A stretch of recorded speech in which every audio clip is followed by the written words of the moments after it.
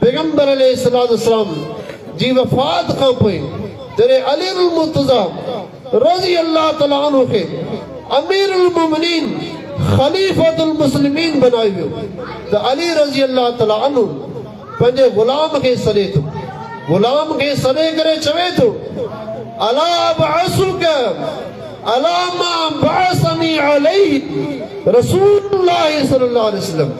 अली मुर्तज़ा रज़ी अल्लाह तआला अन्हु पंहिंजे ग़ुलाम खे नसीहत पियो करे, ए मुंहिंजा ग़ुलाम, छाऊं तोखे उन कम जे लाइ न मोकिलियां जंहिं कम जे लाइ मूंखे रसूलुल्लाह सल्लल्लाहु अलैहि वसल्लम मोकिलियो हुयो। यानी हज़रत अली रज़ी अल्लाह तआला अन्हु खलीफ़ो बणिजी चुको आहे, अमीरुल मोमिनीन बणिजी चुको आहे। पैगंबर अलैहिस्सलाम जो फरमान यादि आहे, फ़अऊज़ु बिल्लाहि समीइल अलीम मिनश शैतानिर रजीम।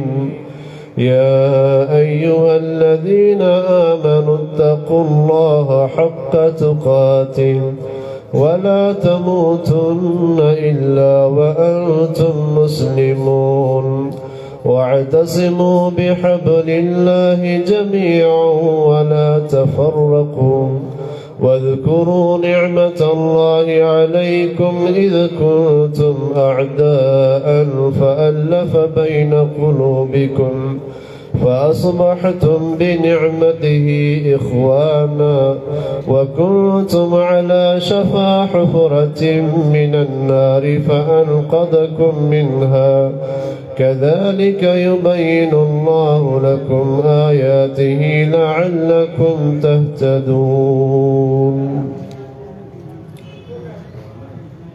अज़ीज़ दोस्तों,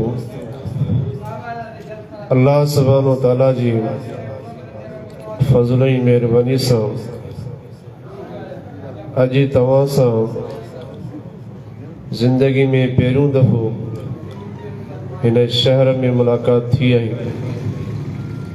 अल्लाह कारण न्यू सैदाबाद खां सफ़र करे तव्हांजी ज़ियारत ऐं मुलाक़ात जे लाइ हाज़िर थिया आहियूं। इंशाअल्लाह अल्लाह सुब्हानहु व तआला इहे मोहब्बतूं क़ाइम ऐं दाइम रखे ऐं अल्लाह सुब्हानहु व तआला इन सफ़र खे पंहिंजे बारगाह में क़बूल जो शरफ़ अता फ़रमाए। असां सभु मुसलमान आहियूं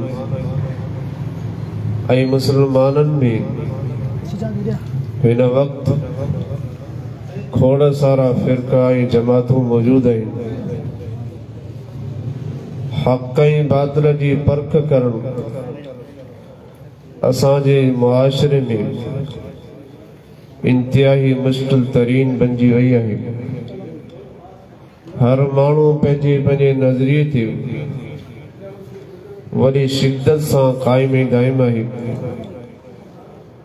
को बि इंसान हिन वक़्तु पंहिंजे क़ौल ऐं अमल खे ग़लति तसवुर ऐं ग़लति चवण जे लाइ तयारु कोन्हे को। लिहाज़ा असां सभिनी जी ज़िम्मेदारी आहे त दुनिया जे अंदरि असां दलील जे बुनियाद ते ज़िंदगी गुज़ारियूं ऐं दलील जे बुनियाद ते असांखे मौत नसीब थिए। अज़ीज़ दोस्तों, रसूलुल्लाह सल्लल्लाहु अलैहि वसल्लम जिन खोड़ सारनि फितननि जो तज़किरो कयो हुयो। उन्हनि फितननि मज़ा पैगंबर अलैहिस्सलातु वस्सलाम जिन एक फितने जी निशानदगी कंदे फरमायो, इफ्तरक़तिल यहूद इला 71 फ़िरक़तन वफ्तरक़तिन नसारा इला 72 फ़िरक़तन वसतफ्तरिक़ु हाज़िहिल उम्मतु इला 73 फ़िरक़तन कुल्लुहुम फ़िन्नार इल्ला मिल्लतन वाहिदा। क़ालू मन हुम या रसूल अल्लाह? क़ाल मा अना अलैहि अल-यौम व अस्हाबी। रसूलुल्लाह सल्लल्लाहु अलैहि वसल्लम जिन इरशाद फरमाइन था यहूदी 71 फिरकन में तक़सीम थी विया। एक ही पैगंबर जा ताबेदार हुआ, मूसा अलैहिस्सलाम जी उम्मत हुआ। उन जे बावजूद यहूदन पंहिंजे नज़रियन खे तब्दील कंदे कंदे 71 फिरकन में तक़सीम थी विया। फरमायूं ऐं ईसाई जेके ईसा अलैहिस्सलाम जा पैरोकार हुआ, उहे पंहिंजे नज़रिये जे एतबार सां 72 फिरकन में तक़सीम थी विया। फरमायूं वसतफ्तरिकु हाज़िहिल उम्मतु अला 73 फिरक़तन। फरमायूं मुंहिंजी जेका हीअ उम्मत आहे, इन उम्मत में 73 फिरका थींदा। कुल्लुहुम फिन्नार, सब जा सब फिरका जहन्नम जी बाहि में दाखिल थींदा। इल्ला मिल्लतुन वाहिदा, सिवाय हिक जमात जी। सहाबा इकराम सवाल कनि था, मन हिया या रसूल अल्लाह, ए अल्लाह जा नबी सल्लल्लाहु अलैहि वसल्लम, उहा कहिड़ी जमात आहे जेका जमात जन्नत में दाखिल थींदी? पैगंबर अलैहिस्सलाम जिन इरशाद फरमायो, मा अना अलैहिल यौम व असहाबी, उहा जमात जन्नत में दाखिल थींदी जे दीन ते आऊं ऐं मुंहिंजा सहाबा मौजूद आहिनि। अॼु जेको दीन असां वटि मौजूद आहे ऐं तव्हां वटि मौजूद आहे, फरमायूं जेके माण्हू इन रस्ते ते हलण जी कोशिश कंदा, उहे ई माण्हू जन्नत में दाखिल थींदा। त अज़ीज़ दोस्तो, यकीनन ही फितरन जो दौर आहे ऐं हर माण्हू पंहिंजो पाण खे हक़ ते कायम करण जी दावा करे रहियो आहे। हर माण्हू चवे थो, कुल्लु हिज़्बिन बिमा लदैहिम फरिहून, हर टोलो पंहिंजे नज़रिये ते ख़ुशि आहे। लेकिन हर इंसान खे घुर्जे त पंहिंजे नज़रिये जो जाइज़ो वठे, पंहिंजे अक़ीदे जो जाइज़ो वठे, पंहिंजे अमल जो जाइज़ो वठे त आया मुंहिंजो अमल, मुंहिंजो अक़ीदो रसूलुल्लाह सल्लल्लाहु अलैहि वसल्लम ऐं उनजे सहाबा किराम जे मुताबिक़ आहे या उन्हनि जे अक़ीदे ऐं अमल जे मुखालिफ़ आहे। जेकॾहिं असांजो अक़ीदो, असांजो अमल सहाबा किराम जे मुताबिक़ आहे त पोइ असां वॾा ख़ुश नसीब इंसान आहियूं। पोइ अल्लाह जो शुक्र अदा कयूं त हिन फितननि जे दौर में अल्लाह ताला असांखे हक़ नसीब कयो आहे। रसूलुल्लाह सल्लल्लाहु अलैहि वसल्लम फरमायो विया, ला तज़ालु ताइफ़तुम मिन उम्मती मंसूरीन अलल हक़्क़ि ला यज़ुर्रुहुम मन खज़लहुम वला मन खालफहुम। फरमाईंदा है साहबो, मुंहिंजी उम्मत मजा हिकिड़ी अहिड़ी जमात आहे जेका हमेशा हक़ ते रहंदी। ला यज़ुर्रुहुम मन खालफहुम, जेको माण्हू उन जमात जी मुखालफ़त कंदो, इहा मुखालफ़त उन्हनि खे को बि नुक़सान ॾेई कोन सघंदी। ऐं जेको उन्हनि खे छॾे ॾींदो त उन्हनि जे छॾण सां बि इन जमात खे नुक़सान कोन थींदो, ऐसी ताईं जो क़यामत क़ाइम थी। इहे माण्हू हमेशा हक़ ते रहंदा। त आया इन हदीस जे मुताबिक़ असां मुहद्दिसीन किराम रहिमहुमुल्लाह जी अक़वालनि खे ॾिसूं त इन हदीस जे मिस्ताक मुहद्दिसीन किराम रहिमहुमुल्लाह कहिड़ी जमात खे करार ॾिनो आहे। वक़्त जो अज़ीम मुहद्दिस आहे, अज़ीम इमाम आहे, इमाम अहमद बिन हंबल रहिमहुल्लाह। इमाम अहमद बिन हंबल रहिमहुल्लाह जो कौल आहे इल्लम यकूनु अहलुल हदीस फला अदरी मनहुम, जे करे इन जमात मां मुराद अहले हदीस नाइन वो मुखे खबर कने उहा केड़ी जमात आहे जेका हक ते हुंदी। इमाम अली बिन मदीनी रहमहुल्लाह इमाम बुखारी जो उस्ताद आहे, इमाम तिरमिजी रहमहुल्लाह जामे तिरमिजी में इमाम अली बिन मदीनी रहमहुल्लाह जो कौल जिक्र कयो आहे। इमाम बुखारी रहमहुल्लाह चवंदा हुआ तो मुझे उस्ताद इमाम अली बिन मदीनी रहमहुल्लाह इन हदीस जी शरह में इन गाल जी वजाहत कंदा हुआ, हम असहाबुल हदीस, हिन हदीस मां मुराद उहा जमात आहे जेके अहले हदीस आहिनि, जिन जो हदीस सां ताल्लुक आहे, इहा ई जमात हक ते आहे। इमाम यजीद बिन हारून वक्त जो अजीम मुहद्दिस आहे, अजीम इमाम आहे। इमाम यजीद बिन हारून रहमहुल्लाह जो भी इहो ई कौल आहे तो इन हदीस मां मुराद जमात अहले हदीस आहे।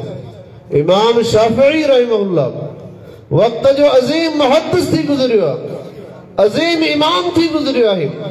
इमाम शाफी रहमहुल्लाह जो भी इहो ई कौल आहे इन जमात मां मुराद जमात अहले हदीस आहे।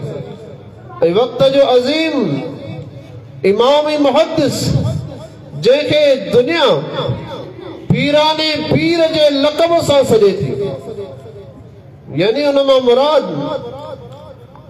एक अजीम मुहद्दिस अजीम इमाम शेख अब्दुल कादिर जीलानी रहमहुल्लाह जो किताब लिखल आहे गुनियतुत तालिबीन, गुनियतुत तालिबीन में शेख अब्दुल कादिर जीलानी रहमहुल्लाह उन्हनि 73 फिरकनि जो तज़किरो कयो आहे ऐं आख़िर में चवे थो जेका जमात हक वारी आहे वमा तस्मीयतुहुम इल्ला वाहिदतुन, उन्हनि जो नालो हिकिड़ो ई आहे, उहा कहिड़ी जमात आहे? वहुम असहाबुल हदीस, उहे अहले हदीस आहे। अजीज दोस्तों अंदाजो लगायो शेख अब्दुल कादिर जीलानी रहमहुल्लाह पंहिंजी माया नाज किताब तसरीफ में गुनियतुत तालिबीन में इन गाल जी वजाहत करे चुका, इन जमात में मुराद जमात अहले हदीस आहे।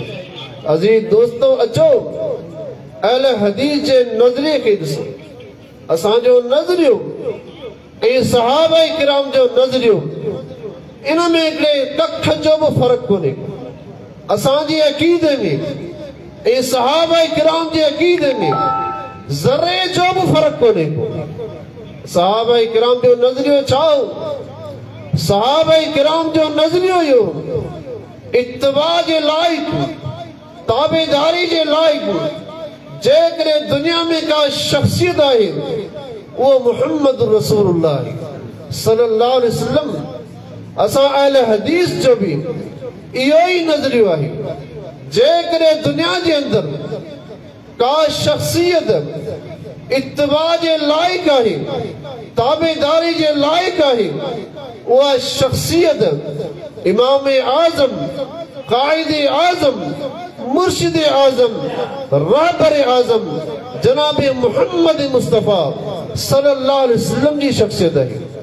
अचो सहाबा किराम जा नज़रिया ॿुधंदा हलो। रसूलुल्लाह सम्झो सहाबी आहे सय्यदुना अब्दुल्लाह इब्न अब्बास रज़ी अल्लाह तआला अन्हुमा। अब्दुल्लाह इब्न अब्बास रज़ी अल्लाह तआला अन्हुमा जे साम्हूं कंहिं माण्हू हिकिड़ो मसइलो पेश कयो, ए अब्दुल्लाह छा हज तमत्तो करण जायज़ आहे या नाजायज़ आहे? अब्दुल्लाह इब्न अब्बास रज़ी अल्लाह तआला अन्हुमा जी फतवा है। अब्दुल्लाह इब्न अब्बास रज़ी अल्लाह तआला अन्हुमा अहले बैत जो फर्द है, अब्बास रज़ी अल्लाह ताला अन्हु जो पुटु आहे ऐं अब्बास रज़ी अल्लाह ताला अन्हु पैगंबर अलैहिस्सलातु वस्सलाम जो चाचू आहे यानी अहले बैत जो भी नज़रियो उहो ई आहे जेको अॼु जे अहले हदीस जो नज़रियो आहे। अब्दुल्लाह इब्न अब्बास रज़ी अल्लाह ताला अन्हु मां जवाब ॾियनि था तमत्तअ रसूलुल्लाह सल्लल्लाहु अलैहि वसल्लम वल मुस्लिमून पैगंबर अलैहिस्सलातु वस्सलाम हज तमत्तो जी इजाज़त ॾिनी आहे ऐं मुस्लमाननि हज तमत्तो कयो आहे लिहाज़ा इहो हज करणु जाइज़ आहे। तो वो साॻियो माण्हू अब्दुल्लाह इब्न अब्बास रज़ी अल्लाह ताला अन्हुमा जे साम्हूं ॿिनि सहाबनि जा नाला वठे थो।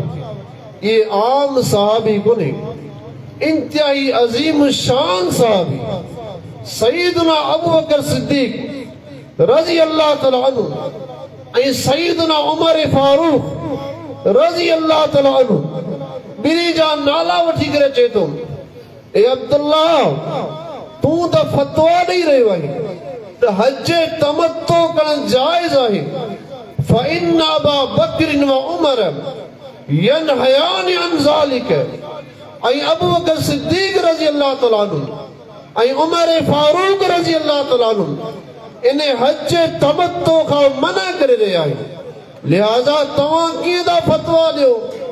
अब्दुल्लाह इब्न अब्बास रज़ी अल्लाह ताला अन्हुमा चवनि था अख़शा अन तुनज़्ज़ल अलैकुम हिजारतुम मिनस समाए चयो ए इंसानो तव्हांजे नज़रिए ते हैफ़ आहे मूंखे डप पियो लॻे ख़ौफ़ पियो महसूस थिए अन तुनज़्ज़ल अलैकुम हिजारतुम मिनस समाए थी सघे तव्हांजे मथां आसमाननि खां पत्थरनि जी बरसात वसी पवे ऐं तव्हां तबाही बर्बाद न थी वञो।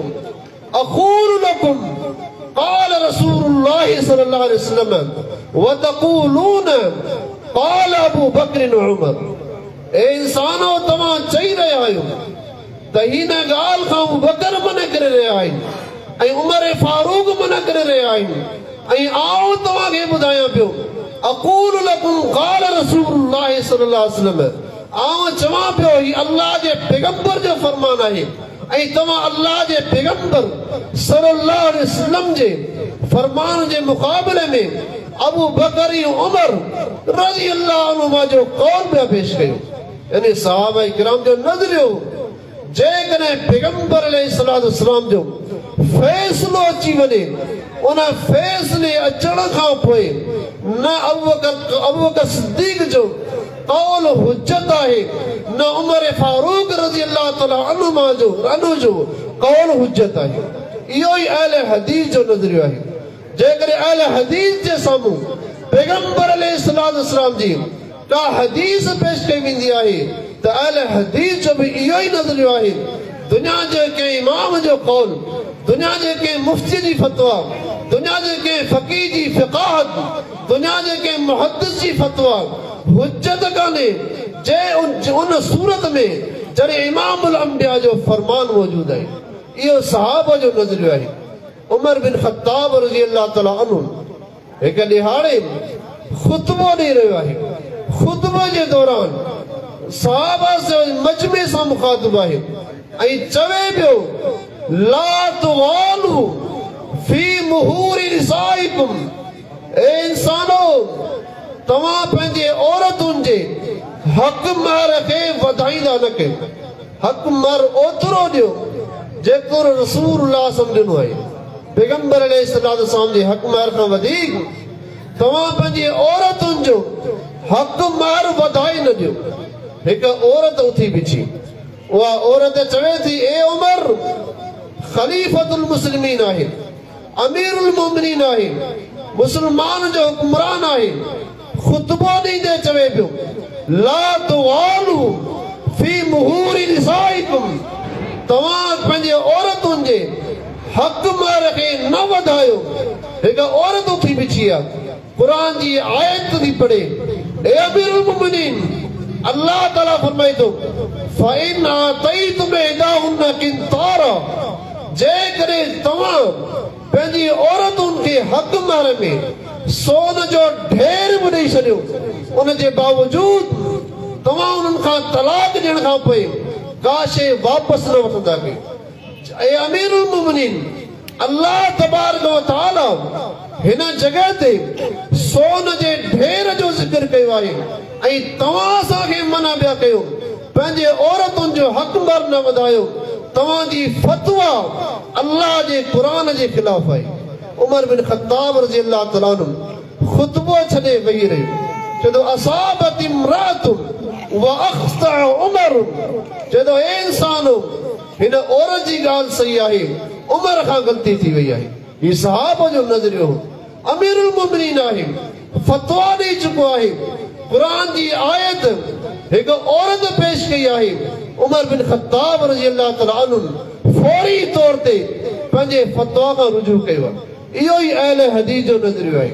अहले हदीस जे साम्हूं जॾहिं क़ुरान जी का आयत ईंदी आहे या पैगंबर अलैहिस्सलाम जो को फरमान ईंदो आहे, फौरी तौर ते रुजू करे वठंदा आहिनि। हज़रत अली मुर्तज़ा रज़ी अल्लाह तआला अन्हु शेर ख़ुदा आहिनि, अहले बैत जो फर्द आहे, पैगंबर अलैहिस्सलाम जो सॻो सौट आहे ऐं रसूलुल्लाह सल्लल्लाहु अलैहि वसल्लम जो न्याणो आहे ऐं जन्नती इंसान आहे। पैगंबर अलैहिस्सलाम जी वफ़ात खां पोइ जॾहिं अली मुर्तज़ा रज़ी अल्लाह तआला अन्हु खे अमीरुल मुमिनीन ख़लीफ़तुल मुस्लिमीन बनायो वियो त अली रज़ी अल्लाह तआला अन्हु पंहिंजे ग़ुलाम खे सॾे थो, ग़ुलाम खे सॾे करे चवे थो अला बअसुक अला मा बअसनी अलैहि रसूलुल्लाह सल्लल्लाहु अलैहि वसल्लम। अली मुर्तज़ा रज़ी अल्लाह तआला अन्हु पंहिंजे ग़ुलाम खे नसीहत पियो करे, ए मुंहिंजा ग़ुलाम, छाऊं तोखे उन कम जे लाइ न मोकिलियां जंहिं कम जे लाइ मूंखे रसूलुल्लाह सल्लल्लाहु अलैहि वसल्लम मोकिलियो हुयो। यानी हज़रत अली रज़ी अल्लाह तआला अन्हु ख़लीफ़ो बणिजी चुको आहे, अमीरुल मुमिनीन बणिजी चुको आहे। पैगंबर अलैहिस्सलाम जो फरमान यादि आहे, रसूलुल्लाह सल्लल्लाहु अलैहि वसल्लम जी सुन्नत खे ज़िंदा करे रहियो आहे।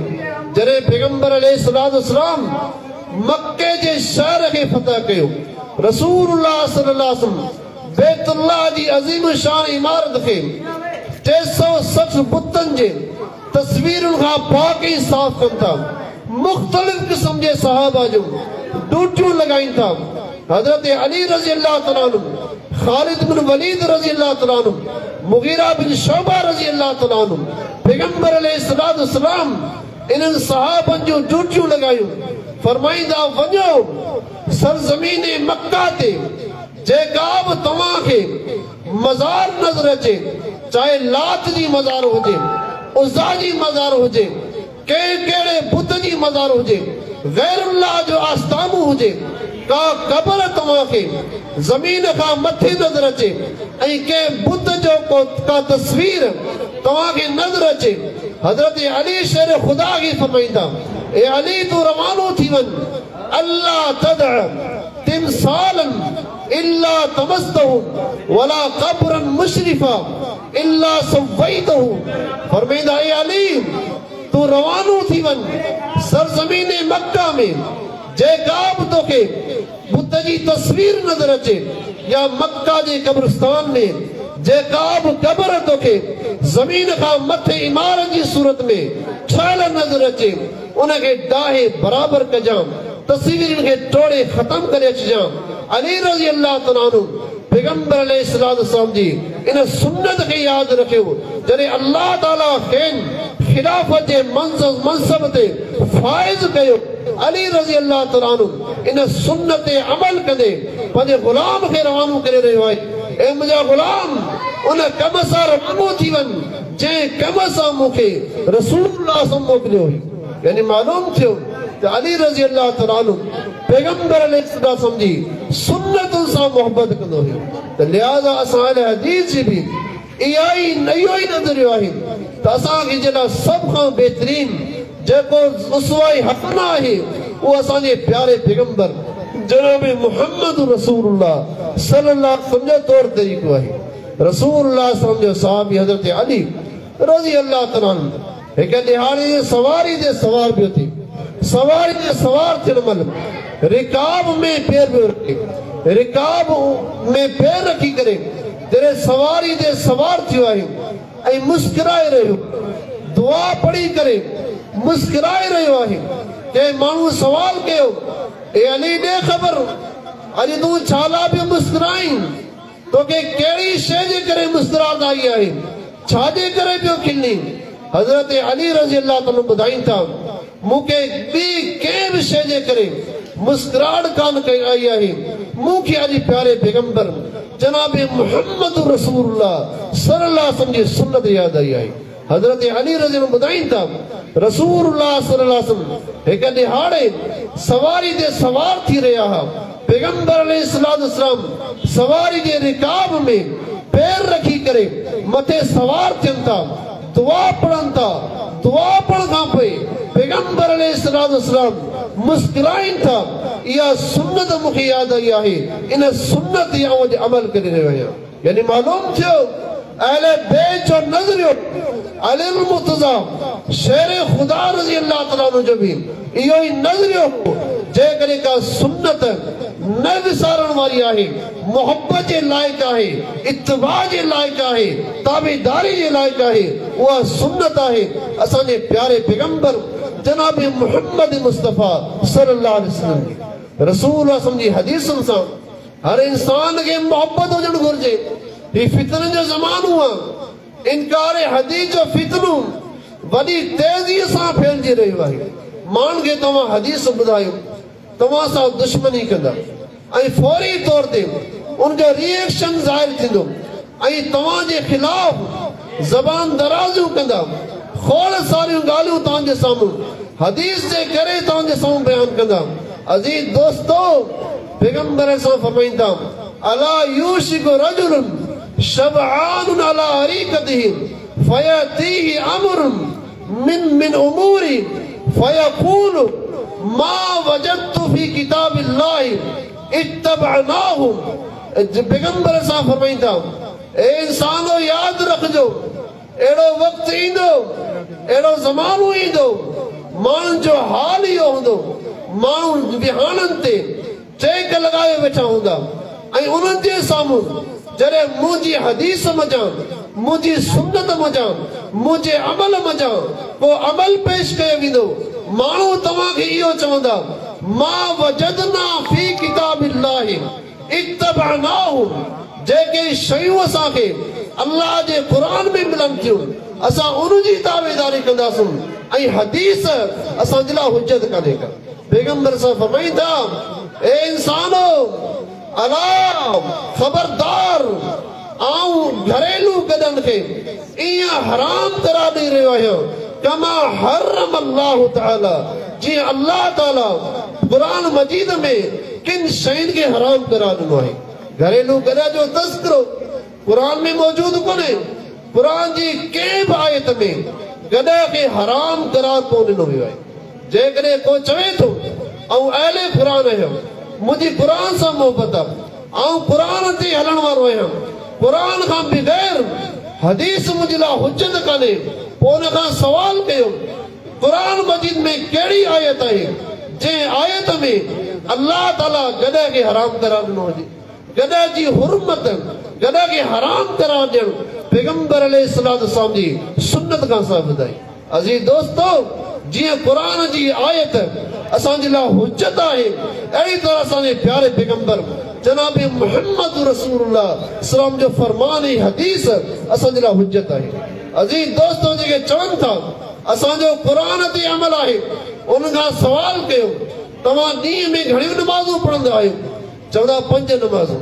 उन खां सवाल कयो, इन 5 नमाज़ुनि जा नाला ॿुधायो।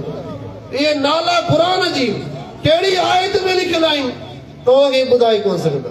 क़ुरान मजीद जी कंहिं बि आयत में नमाज़ जे नालनि जो तज़किरो कोन्हे। उन खां सवाल कयो, तव्हां 5 नमाज़ुनि मंझां 3 नमाज़ूं जहरन पढ़ंदा आहियो ऐं 2 नमाज़ूं सिरन पढ़ंदा आहियो, तव्हां क़ुरान जी आयत मां साबित करे ॾियो क़ुरान मजीद जी कहिड़ी आयत में अल्लाह ताला हुकुम कयो आहे तव्हां 3 नमाज़ूं जहरन पढ़ो, 2 नमाज़ूं सिरन पढ़ो। तव्हांखे जवाब ॾेई कोन सघंदा क़ुरान मजीद में कंहिं बि आयत में इन ॻाल्हि जो तस्करो ई कोन्हे त 3 नमाज़ूं जहरन पढ़ी वञनि ऐं 2 नमाज़ूं सिरन पढ़ी वञनि तव्हां खां सवाल कयो तव्हां नमाज़ूं पढ़ो था फजर जूं 2 रकातूं पढ़ो था ऐं ज़ोहर जूं 4 रकातूं पढ़ो था असर जूं 4 रकातूं पढ़ो था मगरिब जूं 3 रकातूं पढ़ो था इशा जूं 4 रकातूं पढ़ो था तव्हां साबित कयो क़ुरान मजीद जी कहिड़े सिपारे में कहिड़ी सूरत में कहिड़े रुकूअ में इन ॻाल्हि जो तस्करो मौजूदु आहे तव्हां मगरिब 3 पढ़ो इशा 4 पढ़ो फजर 2 पढ़ो ज़ोहर 4 पढ़ो असर 4 पढ़ो जवाब ॾेई कोन सघंदा क़ुरान मजीद जी कंहिं बि सूरत में इन कंहिं बि आयत में कंहिं बि रुकूअ में इन ॻाल्हि जो ज़िक्र ई कोन्हे तव्हां मगरिब जूं 3 रकातूं पढ़ो फजर जूं 2 रकातूं पढ़ो ज़ोहर जूं 4 रकातूं पढ़ो इशा जूं 4 रकातूं पढ़ो असर जूं 4 रकातूं पढ़ो किथे बि साबित कोन्हे लिहाज़ा मालूम थियो जेकॾहिं चाहियो था क़ुरान खे सम्झूं क़ुरान ते अमल कयूं क़ुरान जे मुताबिक़ पंहिंजी ज़िंदगी गुज़ारियूं पोइ जे लाइ ज़रूरी आहे असां पंहिंजे सीने सां पैगंबर इस्लाम जे फरमान खे बि लॻायूं इमामुल अंबिया जी हदीस जे मुताबिक़ जेकॾहिं ज़िंदगी गुज़ारींदासीं त क़ुरान बि सम्झ में ईंदो जेकॾहिं पैगंबर इस्लाम जी सुन्नतुनि खां मुंहुं मोड़े छॾींदासूं हदीस जो इनकार करे छॾींदासूं त असांखे न क़ुरान सम्झ में अचे थो न दीन ते हली सघूं था अज़ीज़ दोस्तो अचो रसूल जे सुन्नतुनि सां मोहबतूं कयूं अमीरुल मोमिनीन उमर बिन ख़त्ताब रज़ी अल्लाह तआला पैगंबर अलैहिस्सलाम जे फ़ैसिले जी केतिरी तहज़ीम कंदो हुयो क़ुरान मजीद में अल्लाह ताला फरमाईंदो फला व रब्बिक ला युमिनून हत्ता युहक्किमूक फीमा शजर बैनहुम सुम्मा ला यजिदू फी अनफुसिहिम हरजन मिम्मा क़ज़ैत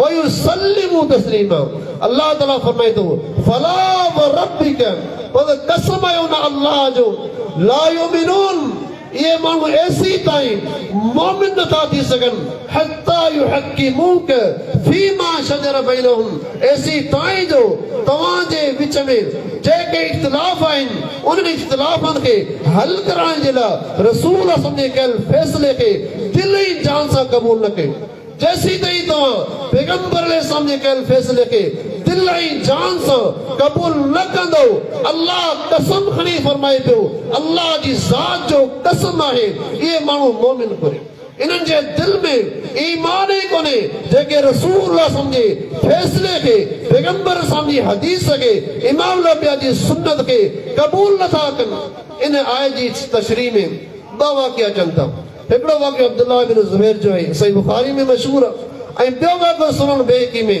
अमीरुल मोमिनीन उमर बिन ख़त्ताब जे हवाले सां आहे रज़ी अल्लाह तआला हिकिड़ो मुनाफ़िक़ हो ऐं ॿियो यहूदी हो उन मुनाफ़िक़ ऐं यहूदी जे विच में कंहिं मसइले में इख़्तिलाफ़ थियो इख़्तिलाफ़ थी वियो इख़्तिलाफ़ थियण खां पोइ उहो मुनाफ़िक़ ऐं यहूदी रसूलुल्लाह जे दरबार में फ़ैसिलो खणी पहुचनि था मसइलो बयान कनि था पैगंबर अलैहिस्सलाम हक़ जा फ़ैसिला कंदा हुआ ईअं न जेकॾहिं मुंहिंजी क़ौम जो माण्हू आहे मुस्लमान आहे जेकॾहिं ग़लति आहे उन जे बावजूद फ़ैसिलो उन जे हक़ में न इमामुल अंबिया आदिल इंसान हा अदल सां फ़ैसिला कंदा हुआ रसूलुल्लाह सां फ़ैसिलो कनि था ऐं फ़ैसिलो यहूदी जे हक़ में आहे यहूदी जे हक़ में फ़ैसिलो आयो उन मुनाफ़िक़ माण्हू खे इहा ॻाल्हि पसंदि कान आई चवे थो इहो फ़ैसिलो ज़रूरु मूं ॿुधो आहे पर हाणे हलो अबू बकर सिद्दीक़ ॾांहुं अबू बकर सिद्दीक़ रज़ी अल्लाह तआला अन्हु खां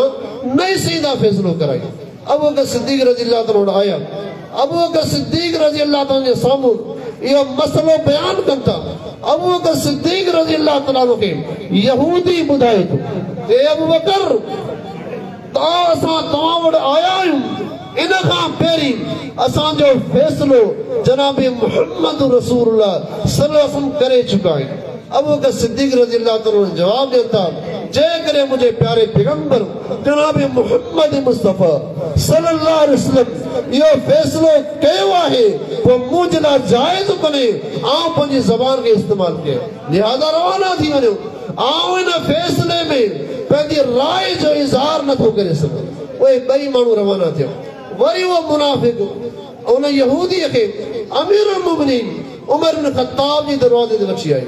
उमर बिन ख़त्ताब रज़ी अल्लाह तआला अन्हु घरां खां निकिरे थो, मसलो बयान कयूं। यहूदी ॿुधाए पियो, ए अमीरुल मोमिनीन, ए उमर बिन ख़त्ताब, इहो फ़ैसिलो तव्हां वटि अचण खां पहिरीं जनाब मुहम्मद रसूलुल्लाह सल्लल्लाहु अलैहि वसल्लम करे चुका आहिनि ऐं फ़ैसिलो मुंहिंजे हक़ में आयो आहे ऐं हीउ क़बूल कोन पियो करे। उमर बिन ख़त्ताब रज़ी अल्लाह चवनि था, तव्हां थोरी देरि इंतज़ार कयो। उमर रज़ी अल्लाह तआला पंहिंजे घर में दाख़िल थिया, घर खां ॿाहिरि निकिता, तलवार हथ में आहे, तलवार सां उन मुनाफ़िक़ खे क़त्ल करे छॾींदा ऐं चवनि था, हाज़ा क़ज़ाई मन लम यर्ज़ बिक़ज़ाई रसूलिल्लाह सल्लल्लाहु अलैहि वसल्लम, जेको पैगंबर सम्झे फ़ैसिले ते राज़ी कोन्हे, उमर जो फ़ैसिलो इहो आहे, उन जे कंध खे वढियो वञे। हीअ सहाबा जी मोहबत हुई पैगंबर अलैहिस्सलाम सां। पैगंबर अलैहिस्सलाम जो फरमान ईंदो हो, कॾहिं बि सहाबा पंहिंजी राय जो इज़हार कोन कंदा हुआ। रसूल जो सहाबी अमीरुल मोमिनीन उमर बिन ख़त्ताब रज़ी अल्लाह तआला हिकु ॾींहुं, हाणे जुमे जो ॾींहुं आहे, कपिड़ा पाए जुमे जो ख़ुतबो ॾियण जे लाइ मस्जिद नबी में वञी रहियो आहे। अचानक मदीने जी गली में हिकिड़ो नारो लॻलो। उन नारे मज़ा कुझु रत जा फुड़ा किरिया ऐं रत जा फुड़ा अमीरुल मोमिनीन उमर बिन ख़त्ताब रज़ी अल्लाह तआला जे कपिड़नि खे लॻा। उमर बिन ख़त्ताब रज़ी अल्लाह तआला अन्हु हुकुमनामो जारी कयो, इन नारे खे गली खां हटायो वञे, इन गली खां परे कयो वञे। उमर बिन ख़त्ताब रज़ी अल्लाह तआला अन्हु जे फ़ैसिले ते फौरी तौर ते उन गलीअ मंझां उन घर जे मथां नारे खे हटायो। जॾहिं अब्बास रज़ी अल्लाह तआला खे ख़बर पई, अब्बास रज़ी अल्लाह तआला उमर बिन ख़त्ताब रज़ी अल्लाह तआला अचनि था ऐं चवंदा, हे अमीरुल मोमिनीन, जंहिं नारे खे तव्हां हटाइण जो हुकुम कयो आहे, तव्हांखे ख़बर आहे इहो नारो लॻायो कंहिं आहे?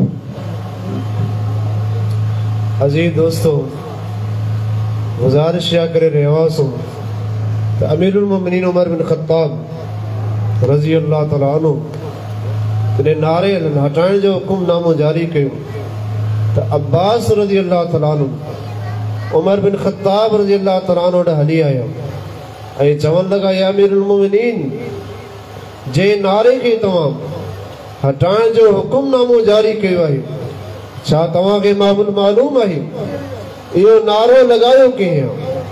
अमीरुल मोमिनीन उमर बिन खत्ताब रज़ी अल्लाह तआला अन्हु चवनि था, मूंखे इल्मु कोन्हे इहो नारो कंहिं लॻायो आहे।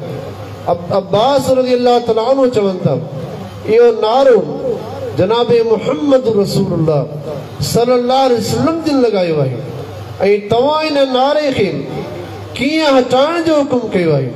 उमर बिन खत्ताब रज़ी अल्लाह तआला अन्हु सय्यदुना अब्बास रज़ी अल्लाह तआला खे वठी करे उन गली में अचनि था, उन घर जी दीवार जे भर में ज़मीन ते हेठि विहनि था। अब्बास रज़ी अल्लाह तआला खे फरमाइनि था, ए अब्बास, इहो नारो वरी साॻी जॻह ते लॻायो वञे। इन नारे लॻाइण जे लाइ सीढ़ी इस्तेमाल कोन थींदी, अॼु उमर जो कुल्लो इस्तेमाल थींदो, छो जो पैगंबर अलैहि सम्झो लॻल नारो आहे। इन सुन्नत सां असांखे मोहब्बत आहे। अमीरुल मोमिनीन उमर बिन खत्ताब रज़ी अल्लाह तआला अन्हु ज़मीन ते विहनि था ऐं अब्बास रज़ी अल्लाह तआला अन्हु उमर बिन खत्ताब रज़ी अल्लाह तआला जे कुलनि ते चढ़नि था ऐं अब्बास रज़ी अल्लाह तआला अन्हु उमर रज़ी जे कुलनि ते चढ़ण खां पोइ उहो नारो साॻी जॻह ते लॻाइनि था। हीउ सहाब जो नज़रियो हो। इमाम अंबिया जी अदाउनि सां एॾी मोहब्बत, एॾी अक़ीदत, इहा मोहब्बत जे करे अॼु कंहिं जमात में आहे उहा जमात अहल हदीस आहे। अज़ीज़ दोस्तो, वञो दुनिया जे कुंड कुर्स में अहल हदीस जे फर्द सां मुलाक़ात कयो। उनजो अक़ीदो, उनजो मनहज, उनजो नज़रियो, उनजो अमल मिनो अन असांजे प्यारे पैगंबर जनाब मुहम्मद मुस्तफ़ा सल्लल्लाहु अलैहि वसल्लम जे सुन्नत जे मुताबिक़ नज़र ईंदो।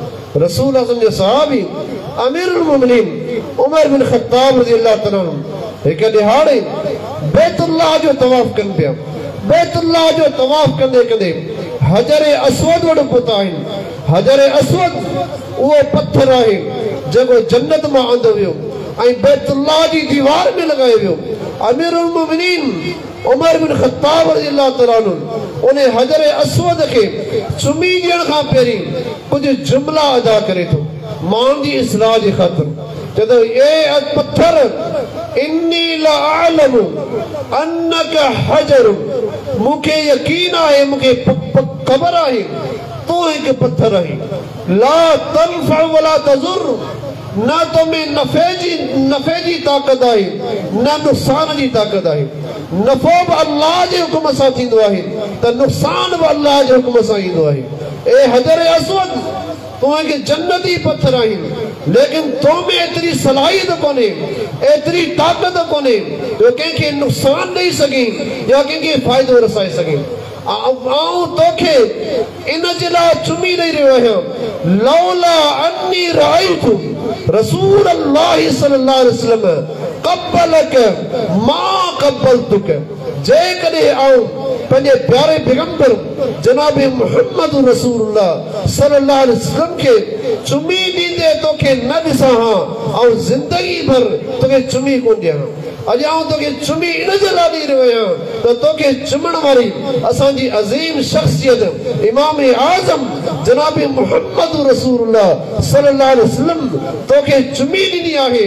उन जी सुन्नत खे अदा करण जे लाइ अॼु आऊं तोखे चुमी ॾेई रहियो आहियां। अज़ीज़ दोस्तो, सहाब जो इहो नज़रियो, पैगंबर अलैहिस्सलाम जी अदाउनि सां मोहब्बत, सुन्नत सां मोहब्बत।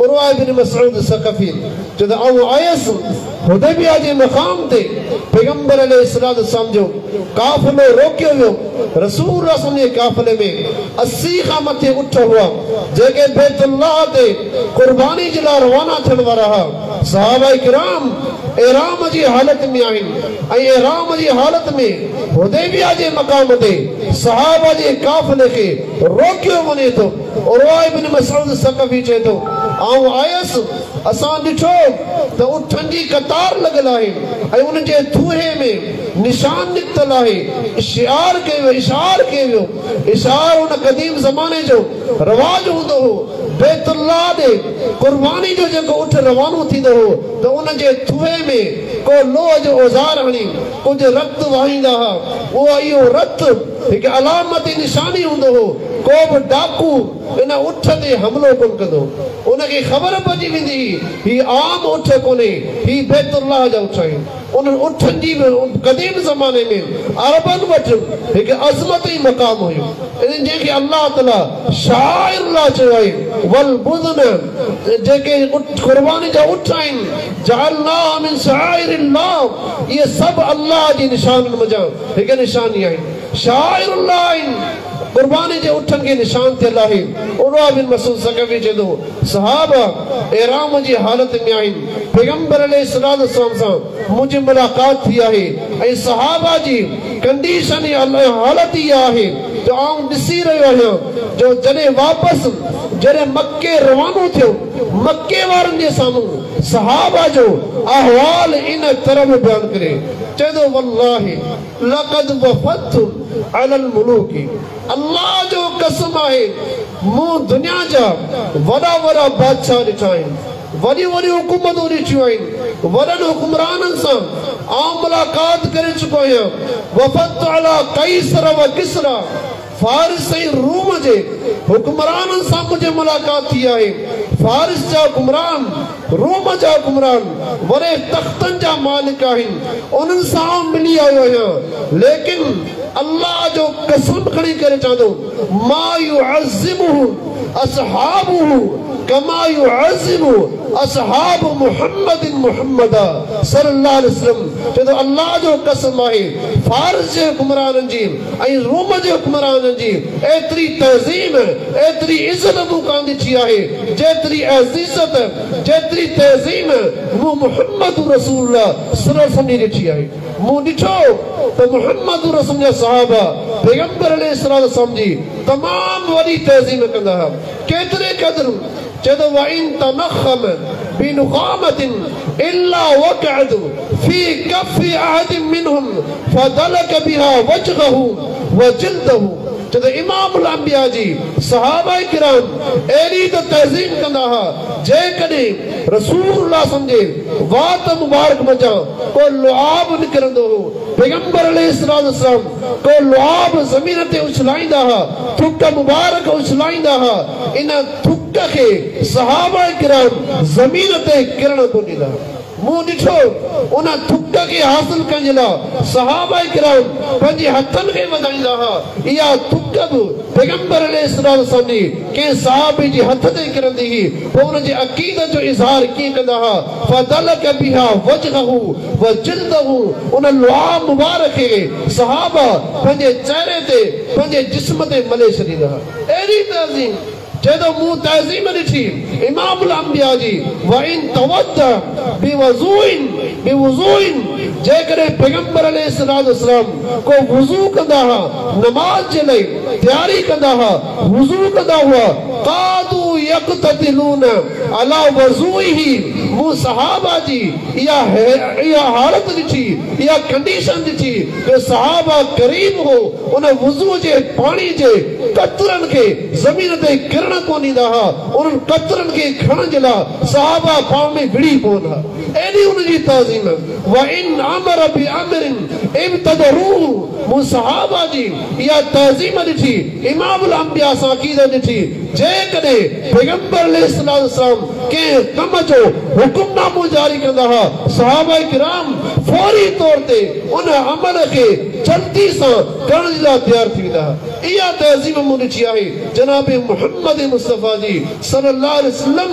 ए मक्के वारो अल्लाह जो कसम आहे अहिड़ी तहज़ीब न मूं फारज हुक्मरानी ॾिठी आहे न रूम जी हुक्मरानी ॾिठी आहे। ही हुआ सहाबा किराम जेके असांजे प्यारे पैगंबर जनाब मुहम्मद मुस्तफ़ा सल्लल्लाहु अलैहि वसल्लम सां एॾी मोहब्बत ऐं एॾी अक़ीदत जो इज़हार कंदा हुआ। इहो साॻियो नज़रियो अॼु अहले हदीस वटि मौजूदु आहे। अज़ीज़ दोस्तो, असां वटि आइडियल नमूनो लाइक़ इत्तिबा जेका शख़्सियत आहे उहा शख़्सियत असांजे प्यारे पैगंबर जनाब मुहम्मद मुस्तफ़ा सल्लल्लाहु अलैहि वसल्लम जी शख़्सियत आहे। इमाम इब्न हम्माम हनफी उन जो किताब आहे फतुल कदीर हिदायत जी शरह। उन शरह जे अंदरि उन हिकिड़ो जुमिलो लिखियो आहे। चए थो जुमिलो लिखंदे चए थो हर उहो फेल हर उहो कौल जेको रसूल असांजे सुन्नत जे मुताबिक़ हुजे चाहे सहाबा जो कौल हुजे उहो कौल बि मरदूद आहे। इहो ई अहले हदीस जो अक़ीदो आहे। इन हनफिन जे कुझु उलमा इन शइ जो इक़रार करे चुका आहिनि त सहाबा जो कौल सहाबा जो अमल ओसी ताईं हुज्जत आहे जैसी ताईं मालम यनफी शैउन मिन सुन्नह जैसी ताईं पैगंबर ने समझी का हदीस न अचे। पैगंबर समझी हदीस अची वई फरमान अची वियो सहाबा जो फेल सहाबा जो कौल हुज्जत जे लाइक़ कोन्हे को हुज्जत जे लाइक़ अल्लाह जे पैगंबर जो फरमान आहे। अज़ीज़ दोस्तो अचो इन नज़रिए खे सम्झो। इहो अहिड़ो नज़रियो आहे जेको असांखे गुमराहिनि खां बचाईंदो ऐं क़यामत जे निशाननि मंझां हिकिड़ी निशानी आहे। रसूलुल्लाह सल्लल्लाहु अलैहि वसल्लम इरशाद फरमाई विया सईदना हुज़ैफा इब्न यमान रज़ियल्लाहु तआला अन्हु जलील क़दर सहाबी आहे। सहीह बुखारी जी दिगी रिवायत आहे। हुज़ैफा इब्न यमान रज़ियल्लाहु तआला अन्हु बयान करे थो। हुज़ैफा रज़ियल्लाहु तआला अन्हु चवे थो कान अन्नास यसअलून रसूलुल्लाह सल्लल्लाहु अलैहि वसल्लम अनिल खैर माण्हू पैगंबर अलैहिस्सलातु वस्सलाम खां हमेशा नेकियुनि जा कम पुछंदा भलाई जो सवाल कंदा हुआ कंहिं नेकी जो कम ॿुधायो का भलाई ॿुधायो अल्लाह राज़ी थी पए जन्नत मिली वञे कामयाबी मिली वञे। हुज़ैफा रज़ियल्लाहु तआला चए थो मुंहिंजो अंदाज़ सहाबा जे अंदाज़ खां मुख़्तलिफ़ हो।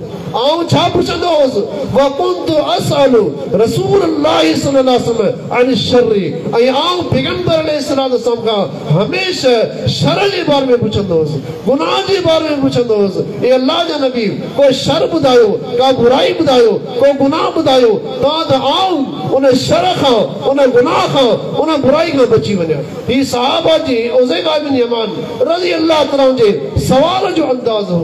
हुज़ैफा रज़ियल्लाहु तआला चए थो हिकु ॾिहाड़े मूं सवाल कयो ए अल्लाह जा नबी सल्लल्लाहु अलैहि वसल्लम कुन्ना फी शर्रिन व जाहिलिय्या असां जिहालत जे ज़माने में बदतरीन दौर में ज़िंदगी में गुज़ारी असांजो हाल इहो जहालत में हुआसीं दीन जी का ॼाण कोन हुई न ई को इल्मु हो बुत परस्त इंसान ऐं मुशरिक इंसान शराबी ऐं ज़ानी बदकारी में मुब्तला व्याज खोरी में मुब्तला ऐं हर कमज़ोर माण्हू ते ॾाढो माण्हू ताक़तवर माण्हू ज़ुल्म कंदो हो।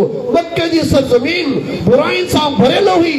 ए अल्लाह जा नबी सल्लल्लाहु अलैहि वसल्लम फजाअनल्लाहु बिहाज़ल खैर तो अल्लाह तआला जो इहो एहसान थियो अल्लाह जी रहमत थी जो अल्लाह तआला तव्हांखे पंहिंजो आख़िरी पैगंबर बनाए असांने मोकिलियो पोइ तव्हां असांखे खैर जी तालीम ॾिनी दीन जी सम्झाणी ॾिनी भलाई जी तालीम ॾिनी पोइ असां हर बुराई खे छॾे ॾिनो हर गुनाह खे छॾे ॾिनो ऐं असां हिन वक़्तु तव्हांजी ताबेदारी में आहियूं। मुंहिंजो सवाल इहो आहे फहल याती बाद हाज़ल खैर शर्रुन ए अल्लाह जा नबी सल्लल्लाहु ॿुधायो छा हिन बहितरीन ऐं भले दौर खां पोइ वरी बुरो ज़मानो ईंदो। पैगंबर सां फरमाईंदा नाम ए हुज़ैफा जी हा हिन बहितरीन ज़माने खां पोइ वरी बुरे दौर जो आगाज़ थींदो बुरो ज़मानो शुरू थींदो। वरी सवाबी जो सवाल आहे फहल याती बाद ज़ालिक शर्रि खैरुन ए अल्लाह जा नबी सल्लल्लाहु ॿुधायो पोइ छा हिन बुरे दौर खां पोइ वरी भलो ज़मानो ईंदो। पैगंबर सां फरमाईंदा नाम वफीही दखनुन जी हा ए हुज़ैफा उन बुरे ज़माने खां पोइ वरी बेहतरीन दौर जो आगाज शुरू थींदो अल्लाह भलो दौर आणींदो पर उन दौर में कुछ कमजोरियूं हूंदियूं तव्हांखे कुछ खामियूं नज़र ईंदियूं साहबी सवाल थो करे मां दखलहू या रसूल अल्लाह ए अल्लाह जा नबी सल्लल्लाहु अलैहि वसल्लम उन दौर जूं कमजोरियूं ॿुधायो उन दौर में कहिड़ियूं खामियूं हूंदियूं कहिड़ियूं कमजोरियूं हूंदियूं पैगंबर अलैहिस्सलाम फरमाया उनासुन यक्तदून बिगैरी हदी व यस्तनून बिगैरी सुन्नती फरमाईंदा ए ज़ैफा उन दौर जी कमजोरी इहा हूंदी त अहिड़ा माण्हू पैदा थींदा जेके मुंहिंजी ताबेदारी मुंहिंजी सुन्नत खां मुंहुं मोड़े हलिया वेंदा मुंहिंजे दीन खे मुंहिंजी सुन्नत खे मुंहिंजे तरीक़े खे मुंहिंजे तौर तरीक़े छॾे करे मुंहुं मोड़े हलिया वेंदा इहा उन दौर जी कमजोरी हूंदी दीन जी दावा हूंदी दीन सां ताल्लुक हूंदो पंहिंजे पाण खे दीनदार सम्झंदा दीनदार सदाईंदा गद्दी नशीन हूंदा दुनिया में नालो हूंदो दुनिया में चर्चो हूंदो पर हाल इहो हूंदो मुंहिंजी सुन्नत जी मुखालफ़त हूंदी मुंहिंजी सुन्नत जी मुखालफ़त हूंदी फरमाए व दुआतुन इला अबवाबिन नार फरमाए वज़ीफा उन दौर जी ॿी कमज़ोरी इहा हूंदी उन दौर में अहिड़ा आलिम अहिड़ा ख़तीब अहिड़ा मुबल्लिग अहिड़ा वाइज़ीन ज़ाहिर थींदा जेके माण्हुनि खे दावतूं ॾींदा पैगाम ॾींदा तबलीगूं कंदा इला अबवाबिन नार जहन्नम जे दरवाज़नि में जहन्नम जे दरवाज़े जी दावत हूंदी उन जी दावत में या त शिरक हूंदो उन जी दावत में या बिदत हूंदी उन जी दावत में या सूफियत हूंदी उन जी दावत में कबर बस्ती हूंदी उन जी दावत में पैगंबर सां जी सुन्नत जी मुखालफ़त हूंदी फरमाई वमन अजाबहुम क़ज़फ़ुहुम फीहा जेको बि माण्हू उन्हनि उलमा जी उन्हनि वाइज़ीन जी उन्हनि मुबल्लिगनि जी दावत खे पैगाम खे क़बूल कंदो फरमाई क़ज़फ़ुहुम फीहा उहे उलमा उहे वाइज़ीन उन्हनि माण्हुनि खे जहन्नम जी बाहि में उछलाए छॾींदा अज़ीज़ दोस्तो इहो ज़मानो आहे उहो दौर आहे जंहिं दौर जे लाइ इमामुल अंबिया हुज़ैफ़ा इब्न यमान खे फरमायो अॼु ॾिसो खोड़ सारा उलमा आहिनि खोड़ सारा ख़तीब शोहरे आफ़ाक़ पूरी दुनिया में उनजो चर्चो आहे पूरी दुनिया में उनजो नालो आहे उनजी तबलीगूं लखनि जी तइदाद में करोड़नि जी तइदाद में माण्हू ॿुधनि था उन्हनि जी शोहरत आहे नालो आहे पर उनजी दावत उनजो पैगाम उनजी तबलीग पैगंबर अलैहिस्सलाम जे सुन्नत जे मुखालिफ़ आहे रसूल समझे तौर तरीके जे मुखालिफ़ आहे उनजी दावत में या शिरक हूंदो या बिदत हूंदी अज़ीज़ दोस्तो इमामुल अंबिया इन दौर जी निशानदी करे विया असां सभिनी खे घुर्जे असां पंहिंजे उलमा जी दावत खे चेक कंदा कयूं जंहिं आलिम सां तव्हांजो ताल्लुक क़ाइम आहे तव्हांजे साम्हूं जेकॾहिं उहो आलिम उहो मुफ्ती का फतवा ॾे को मसइलो बयान करे तव्हांखे इख्तियार आहे ज़रूरत आहे तव्हां हुन खां सवाल कयो आलिम साहब मुफ्ती साहब तव्हां ॿुधायो इहो मसइलो क़ुरान मजीद जी कहिड़ी आयत में लिखियलु आहे या पैगंबर सां जी कहिड़ी हदीस में लिखियलु आहे ॿुधायो जेकॾहिं दलील ॾे थो अल्लाह जी किताब जो पैगंबर सां फरमान जो पोइ तव्हां क़ुरान जी आयत खे इमाम जे फरमान खे दिलि सां लॻायो पोइ तव्हां कामयाब थी वेंदो जेकॾहिं दलील कोन थो ॾे चलो बुज़ुर्गनि ईअं चयो असांजे मुफ़्तनि ईअं चयो असांजे वॾनि ईअं चयो फलाणे जी इहा फतवा आहे पोइ इन आलिम जे कौल खे उन आलिम जे नज़रिये खे ठुकराए छॾियो इन आलिम जो कौल न हुज्जत आहे न इन आलिम जे उस्ताद जी का फतवा हुज्जत आहे जेकॾहिं हुज्जत आहे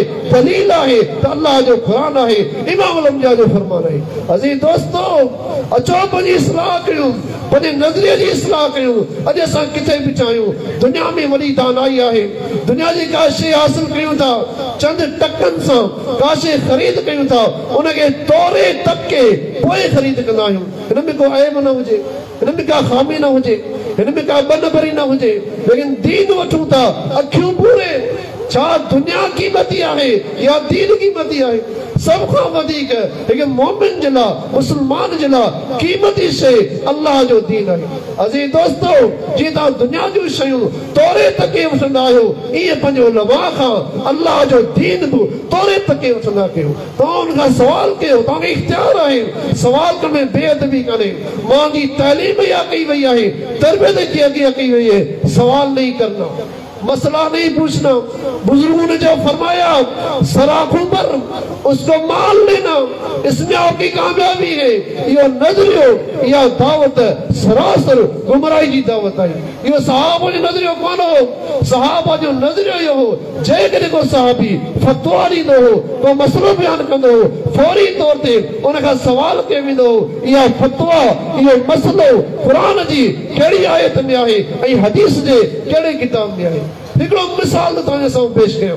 रसूल जे ज़माने खां पोइ सईदना अब्दुल्लाह बिन मसूद रज़ी अल्लाह तआला अन्हु हिकिड़ी फतवा ॾिनी। अब्दुल्लाह बिन मसूद रज़ी अल्लाह तआला फतवा ॾियनि था जेका औरत पंहिंजे ॾंदनि खे सनड़ो कराए थी ऐं पंहिंजे वारनि खे लॻे भिरनि जा वार लॻाए थी या पिंपड़नि जा वार सेट कराए थी, उन औरतुनि जी मथां अल्लाह जी लानत आहे। इहा लानत क़ुरान मजीद में लिखियल आहे। इहा फतवा केरु ॾिनी? सईदना अब्दुल्लाह बिन मसूद ऐं अब्दुल्लाह बिन मसूद रज़ियल्लाहु तआला अन्हु हिन उम्मत जो वॾे में वॾो आलिम। अल्लाह ताला वॾो इल्म अता कयो ऐं वरी तक़वा उनखे मिलियल हुई। जिना इमाम अंबिया फरमाई विया लसाता अब्दुल्लाह, फरमाईंदा अब्दुल्लाह जूं ॿ जेके टंगूं आहिनि अस्कलु फिल मीज़ान मिन उहुदिन, फरमाई ओद पहाड़ खां वधीक वज़नी आहे। ओद पहाड़ जो वज़न में घटि आहे। अब्दुल्लाह बिन मसूद जे ॿिनि टंगियुनि जो वज़न ओद पहाड़ जे वज़न खां मथे आहे। इहो छाजो वज़न आहे? अब्दुल्लाह बिन मसूद जे इल्म ऐं तक़वा जो वज़न आहे। अल्लाह एॾो इल्म अता कयो। इहा फतवा ॾिए थो। हिकिड़ी औरत आहे जंहिंजो नालो मुस्नद यअला में इहा रिवायत डिघी रिवायत आहे ऐं मुस्नद यअला जी सनद सही आहे। उहा उम्मे याकूब वञे थी। अब्दुल्लाह बिन मसूद जी फतवा, अब्दुल्लाह बिन मसूद चयो वही फी किताबिल्लाह, इहा लानत अल्लाह जे क़ुरान में लिखियल आहे। उहा औरत वई वरी क़ुरान खोले थी। औरतुनि जो ज़हन ॾिसो, अॼु उन ज़माने जी औरतुनि जो ज़हन तहक़ीक़ वारो दौर हो, तक़लीद वारो ज़हन कोन हो। अॼु असां वटि हर माण्हू वटि तक़लीदी ज़हन आहे। जीअं मुफ्ती जी फतवा आई असांजे लाइ हुज्जत आहे, असां लाइ दीन आहे न। उन ज़माने जूं औरतूं बि सहाबा जे फतवाउनि खे चेक कंदियूं हुयूं। अॼु सूम इहा फतवा क़ुरान में मौजूद आहे या मौजूद कान्हे। उम्मे याकूब वई क़ुरान खोले थी, क़ुरान जी तिलावत करे पई, पढ़े पई, फतवा ॻोल्हे पई, 30 सिपारा पढ़ी करे अब्दुल्लाह बिन मसूद वटि आई आहे। अब्दुल्लाह बिन मसूद खे चवे थी ए अब्दुल्लाह तो इहा फतवा कीअं जारी कई आहे? तो इहो मसलो कीअं बयानु कयो आहे? तो कीअं चयो त हिन क़िस्म जे औरतुनि जे मथां अल्लाह जी लानत आहे? ऐं तो असांखे ॿुधायो इहा फतवा अल्लाह जी किताब में आहे। पूरो कुरान पढ़ी चुकी आहियां। इन कुरान में इहा फतवा मौजूद ई कोन्हे, इहो मसलो मौजूद ई कोन्हे। तो कीअं बयानु कयो आहे? अब्दुल्लाह बिन मसूद चवे थो लौ करती लवजती, जेकॾहिं इहो मसलो तूं कमा हक़ु पढ़ी हा तोखे मिली वञे हा। अब्दुल्लाह बिन मसूद जे इस्लाल ॾिठो छा थो चए? चए छा तो क़ुरान मजीद जी इहा आयत कोन पढ़ी? मा आताकुमुर रसूल फखुज़ूहु व मा नहाकुम अन्हु फंतहू। छा तो क़ुरान में आयत पढ़ी आहे जेको शइ तव्हांखे अल्लाह जो पैगंबर ॾे उनखे मज़बूती सां क़ाबू कयो ऐं जंहिं शइ खां रोके छॾे उनखे छॾे ॾियो, उन खां परे थी वञो। छा इहा आयत पढ़ी आहे? उहा चवंदी जी हा हे अब्दुल्लाह बि पढ़ी आहे। चवंदी अल्लाह जी वाणी इहा फतवा इमामुल अंबिया जी आहे। इमामुल अंबिया जी फतवा बि अल्लाह जो किताब आहे। अज़ीज़ दोस्तो ॾिसो न औरत जो ज़हन अब्दुल्लाह बिन मसूद खां फौरी तौर ते मुतालिबो करे दलील पेश कर, इहो असां वटि नज़रियो हुजणु घुरिजे। उहा औरत वरी चए थी अब्दुल्लाह जेका फतवा तो ॾिनी आहे त इन्हनि औरतुनि जे मथां अल्लाह जी लानत आहे। इहे साॻिया कम तव्हांजी घरवारी पई करे, तव्हांजे घर में बि इहे कम मौजूद आहिनि। यानी केतिरे क़दर ज़मानो अज़ीम दौर हो।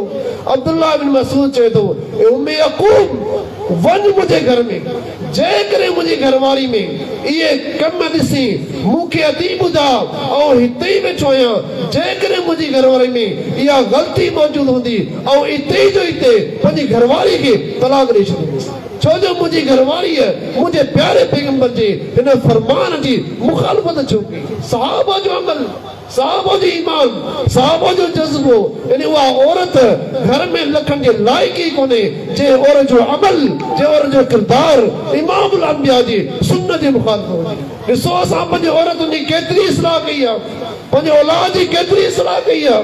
असां पंहिंजो पाण खे हक़ ते सम्झूं था, अहलुल हदीस सम्झूं था, सुन्नत जो मुतबे सम्झूं था, लेकिन असांजे घरनि में असांजी न्याणियुनि जो, असांजे औरतुनि जो छा हाल आहे।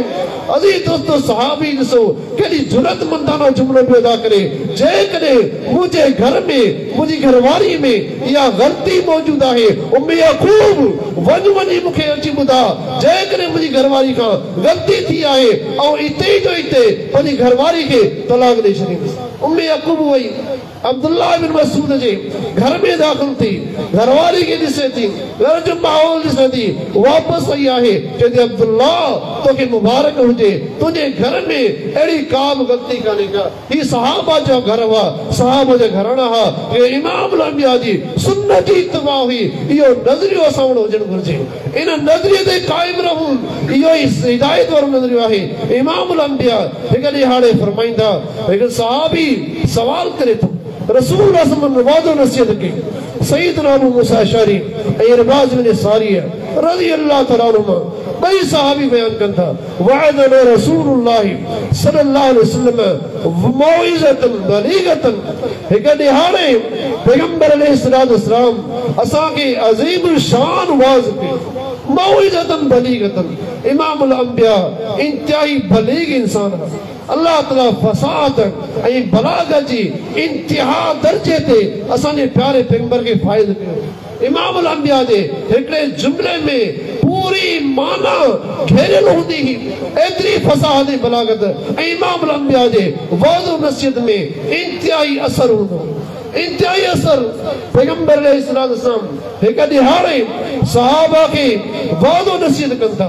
इरबाज़ बिन सारिया ऐं अबू मूसा अशअरी रज़ी अल्लाह अन्हुमा चवनि था, एॾी त अज़ीम शान तक़रीर हुई, एॾो त अज़ीम शान वाइज़ हुयो, एॾो त अज़ीम शान खिताब हुयो। असांजे प्यारे पैगंबर जो ज़रफ़त मिनल उयून इहो खिताब ॿुधण खां पोइ असांजे अखियुनि मंझां लुड़के वेही विया ऐं असांजे दिलनि में ख़ौफ़ पैदा थी वियो कि अन्नहा मौइज़तु मुवद्दिइन। असांखे ईअं पे महसूस थियो गोया के हीअ असांजे प्यारे पैगंबर जनाब मुहम्मद मुस्तफ़ा सल्लल्लाहु अलैहि वसल्लम जी आख़िरी तक़रीर हुजे। अहिड़ी तक़रीर, अहिड़ो खिताब, अहिड़ो वाइज़ कॾहिं बि इन अंदाज़ में इमामुल अंबिया कोन कयो आहे जहिड़ी तरह सां अॼु रसूलुल्लाह सल्लल्लाहु अलैहि वसल्लम असांखे नसीहत कई आहे।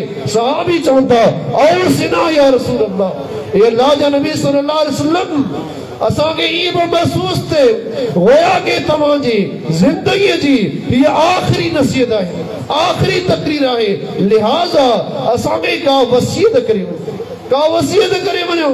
पैगंबर अलैहि फरमाईंदा, उसीकुम बितक़्वल्लाहि वस्समिअ वत्ताअ। फरमाईंदा, ए मुंहिंजा सहाबो, आउं तव्हांखे वसीयत करे वञा थो बितक़्वल्लाह, अल्लाह जे ख़ौफ़ जी। अल्लाह खां ॾिजंदा रहिजो, अल्लाह जो ख़ौफ़ इख्तियार कजो। पंहिंजे रब जो ख़ौफ़ हमेशह तव्हांजे दिलनि में हुजे। तव्हां पंहिंजे रब खां कॾहिं बेख़ौफ़ न थिजो। अल्लाह जी पकड़ इंतिहाई सख़्त आहे, हमेशह अल्लाह खां ॾिजंदा रहिजो। फरमाई वस्समिअ वत्ताअ, फरमाईंदो तव्हांखे आउं वसीयत करे वञा थो इताअत ऐं फरमाबरदारी जी। तव्हां इताअत कंदा रहिजो, फरमाबरदारी कंदा रहिजो। फरमाईंदो वइन वल्लिय अलैकुम अब्दुन हबशिय्युन व इन रअसहु मिस्ल ज़बीब। बेबाद रिवाज में इहो लफ़्ज़ आहे। फरमाईंदा, जेकॾहिं तव्हांजे मथां जेकॾहिं तव्हांजे मथां सरज़मीन हबशा मंझां, हबश जी सरज़मीन मंझां को कारे रंग जो ग़ुलाम अब्दुन, अब्दुन चवो ग़ुलाम आहे। फरमाई, जेकॾहिं तव्हांजे मथां सरज़मीन हबशा मंझां कारे रंग जो ग़ुलाम बि हुक्मरान बणिजी अचे, ख़लीफ़ो बणिजी अचे, उन जी ॻाल्हि खे तस्लीम कजो, उन जी ताबेदारी कजो, उन जी इत्तिबा कजो, उन जे पुठियां हलिजो। व इन रअसहु मिस्ल ज़बीब, जेकॾहिं उन जो मथो अंगूर वांगुरु हुजे, अंगूर वांगुरु तव्हांखे सनो नज़र अचे यानी शक्लो सूरत में जेकॾहिं तव्हांखे बेअब नज़र अचे उन में हिन जी जिस्म में हज़ारे अयब मौजूद हुजनि जेकॾहिं तव्हांजो ख़लीफ़ो आहे तव्हांजो हुकुमरान आहे उन जी इताअत कजो उन जी फरमाबरदारी कजो इहा ॻाल्हि यादि रखणो हुजे हुकुमरान जी इताअत हमेशह मारूफ़ कम में थींदी आहे मारूफ़ कम में ला ताअत लिमख़लूक़िन फ़ी मअसियतिल ख़ालिक़ रसूल में फरमान आहे मख़लूक़ जी इताअत अल्लाह जी नाफ़रमानी में जाइज़ ई कोन्हे जेकॾहिं को हुकुमरान तव्हांखे हुकुम जामो जारी करे उहो हुकुम अल्लाह जी नाफ़रमानी ते मबनी हुजे उहो हुकुम मञणु असांजे लाइ ज़रूरी कोन्हे असांजे लाइ वाजिब कोन्हे असांजे लाइ फ़र्ज़ कोन्हे उहो हुकुम छॾणो आहे जेकॾहिं के हुकुमरान जो अहिड़ो हुकुमनामो आहे जेको हुकुमनामो अल्लाह जे क़ुरान जे मुताबिक़ आहे इमामुल अंबिया जे फरमान जे मुताबिक़ आहे उन जो हुकुमनामो मञणु असांजे लाइ वाजिब आहे ज़रूरी आहे पैगंबर साहब फरमायो जेकॾहिं तव्हांजे मथां सरज़मीन हबशा जो हिकु ग़ुलाम बि हुकुमरान बणिजी अचे उन जी ॻाल्हि खे ॿुधंदा रहिजो उन जी इताअत कंदा रहिजो अॻिते छा फरमायूं ومن يعش بعدي فسيرى اختلافا كثيرا فرمائے जेको मूंखां पोइ वॾी जमार गुज़ारींदो उनखे घणे में घणा इख़्तिलाफ़ ऐं घणे में घणा इंतिशार नज़र ईंदा घणे में घणा नज़रिया उनखे नज़र ईंदा फरमाए अलैकुम बिसुन्नती अज़्ज़ु अलैहा बिन्नवाजिस इय्याकुम वल्मुहदसातिल उमूर फइन्न कुल्ल बिदअतिन ज़लाल व कुल्ल ज़लालतिन फिन्नार फरमाए ए मुंहिंजा सहाबो पोइ तव्हांखे वसीयत आहे जेकॾहिं इख़्तिलाफ़ नज़र अचे इंतिशार नज़र अचे तव्हांखे टोला नज़र अचनि जमातूं नज़र अचनि मुख़्तलिफ़ नज़रिया मुख़्तलिफ़ जमातूं मुख़्तलिफ़ टोला तव्हांखे नज़र अचनि पोइ तव्हांजो तौर तरीक़ो तव्हांजो रवैयो छा हुजणु घुरिजे फअलैकुम बिसुन्नती अज़्ज़ु अलैहा बिन्नवाजिज़ पर इख़्तिलाफ़ जे ज़माने में फितरनि जे दौर में मुंहिंजी सुन्नत खे मज़बूती सां क़ाबू कजो अज़्ज़ु अलैहा बिन्नवाजिज़ पंहिंजे ॾंद जे ॾाठियुनि सां मज़बूती सां झले पइजो इय्याकुम वल्मुहदसातिल उमूर दीन में नवा नवा कम नयूं नयूं बिदअतूं ईजाद न कजो फइन्न कुल्ल बिदअतिन ज़लाल हर नओं कम दीन में इख्तियार करणु इहा गुमराही आहे ऐं हर गुमराही ऐं तव्हांखे जहन्नम जी बाहि में वठी वेंदी इमामुल अंबिया वसीयत करे विया पंहिंजी उम्मत खे पंहिंजी सहाबा जी अज़ीम शान जमात खे इख़्तिलाफ़ जे ज़माने में इमामुल अंबिया जी सुन्नत ते क़ाइम रहणो आहे इमामुल अंबिया जी ताबेदारी रसूल जी सुन्नत सां मोहब्बत करणु असांजी ज़िम्मेदारी आहे सहाबा किराम रसूल असन जे सुन्नत सां मोहब्बत कंदा हुआ आख़िरी वाक़ियो बयान करे पंहिंजी गुफ़्तगू ख़तम कयो मरवान इब्न हकम जॾहिं ख़लीफ़ो बनायो वियो मरवान इब्न हकम खिलाफत ख़लीफ़ा बणजण खां पोइ ईद जो ॾिहाड़ो आहे सैयदना अबू सईद खुदरी रज़ी अल्लाह तआला अन्हु मरवान इब्न हकम सां गॾु आहे ॿई ॼणा ईदगाह में दाख़िल थियनि था ऐं मरवान इब्न हकम मुसल्ले खे छॾे करे मिंबर ते चढ़े थो अबू सईद खुदरी रज़ी अल्लाह तआला अन्हु मरवान इब्न हकम खे बाम वठी हेठि लाहे थो ए मरवान तूं ही छा पियो करीं रसूल असांजी सुन्नत ई आहे त ईद जे ॾियारे ते पहिरीं नमाज़ अदा कबी आहे पोइ ख़ुतबो ॾिबो आहे ऐं तूं अॼु ईद जे ॾियारे ते पहिरीं मिंबर ते चढ़ी ख़ुतबो पियो ॾीं ऐं पोइ तो नमाज़ पढ़ी लिहाज़ा तुंहिंजो अमल अल्लाह जे पैगंबर जे बरख़िलाफ़ आहे रसूल असांजी सुन्नत जे बरख़िलाफ़ आहे मरवान इब्न हकम चए थो लक़द तुरिक या उखय्यु ए मुंहिंजा भाउ जेको नज़रियो जेको अमल जेको तौर तरीक़ो तूं अॼु बयानु करे रहियो आहीं इनखे असां छॾे ॾिनो आहे अबू सईद खुदरी रज़ी अल्लाह तआला अन्हु मरवान इब्न हकम खे घटि वधि ॻाल्हाईंदो ईदगाह मां ॿाहिरि निकिरी वियो मरवान इब्न हकम जे पुठियां ईद जी नमाज़ बि अदा कोन कई हीउ सहाबा जो अमल हो जेकॾहिं को अमल ॾिसंदा हुआ रसूल जी सुन्नत जे ख़िलाफ़ आहे फौरी तौर ते उनखे छॾे ॾींदा हुआ अब्दुल्लाह इब्न उमर रज़ी अल्लाह तआला अन्हुमा पंहिंजे पुट बिलाल खे वसीयत करे ए मुंहिंजा पुट ला तमनउ इमा अल्लाह मसाजिद अल्लाह ए मुंहिंजा पुटड़ा रसूल जो फरमान आहे इमामुल अंबिया फरमायो ला तमनउ इमा अल्लाह मसाजिद अल्लाह तव्हां पंहिंजी घरवारनि खे अल्लाह जी बाननि खे अल्लाह जे घर खां मस्जिद खां न रोकींदा कयो बिलाल छा थो चए वल्लाही लनमनअहुन अल्लाह जो कसम है असां पंहिंजी घरवारनि खे मस्जिद खां रोकींदासूं मस्जिद खां मना कंदासूं मस्जिद में वञण कोन ॾींदासूं अब्दुल्लाह इब्न उमर रज़ी अल्लाह तआला अन्हुमा सख्त नाराज़ थिए थो सबहु मा सब मिसलहु कत रावी बयान करे थो अब्दुल्लाह इब्न उमर रज़ी अल्लाह तआला अन्हुमा पंहिंजे पुटड़े खे एतिरो घटि वधि ॻाल्हायो एतिरो घटि वधि ॻाल्हाईंदे कॾहिं अब्दुल्लाह इब्न उमर खे ॾिठो ई कोन वियो हीउ सहाबा जो अमल हो यानी असां वटि बि छा आहे असां वटि बि इहो तौर तरीक़ो आहे त औरतूं मस्जिद में वञणु जाइज़ कोन्हे औरत जी मस्जिद में नमाज़ पढ़णु जाइज़ कोन्हे अल्लाह जा बांदो तव्हांजी फिक़ह जे मुताबिक़ औरत बाज़ार वञी सघे थी ख़रीद फ़रोख्त करे सघे थी अल्लाह जे घर में छो नथी अची सघे अल्लाह ताला उन औरत खे हक़ अदा कयो आहे जंहिं का औरत अल्लाह जे घर में मस्जिद में अचे थी जुमे जी नमाज़ पढ़ण लाइ ईद जी नमाज़ पढ़ण लाइ ईदगाह में अचे थी उनखे मना न कयो इजाज़त ॾियो अल्लाह जे पैगंबर जो फरमान आहे जॾहिं बिलाल मुंहिंजो जुमलो अदा कयो वल्लाही लनमनअहुन अल्लाह जो कसम आहे असां पंहिंजी घरवारनि खे रोकींदासूं अब्दुल्लाह इब्न उमर पंहिंजे पुट खे घटि वधि ॻाल्हाईंदे बाज़ रिवायत में ये लफ्ज़ आया है मां कल्लम अब्दुल्लाह हत्ता मात अब्दुल्लाह इब्न उमर दुनिया के छॾे हलियो वियो उन ॾींहुं हाणे खां पोइ कॾहिं पंहिंजे पुट सां ॻाल्हाइण में गवारा कोन कई छो त उनजे पुट पैगंबर अलैहि जी हदीस जे साम्हूं छो ॻाल्हायो इमाम अल-अंबिया जे फरमान जे साम्हूं छो ॻाल्हायो अज़ीज़ दोस्तो जॾहिं कामयाबी चाहियो था हिदायत चाहियो था अल्लाह जी रहमत चाहियो था अचो उहो नज़रियो उहो मसलक उहो तौर तरीक़ो इख्तियार कयो जेको सहाबा किराम जो हो इमाम अल-अंबिया जे ज़माने में उहो साओ तौर तरीक़ो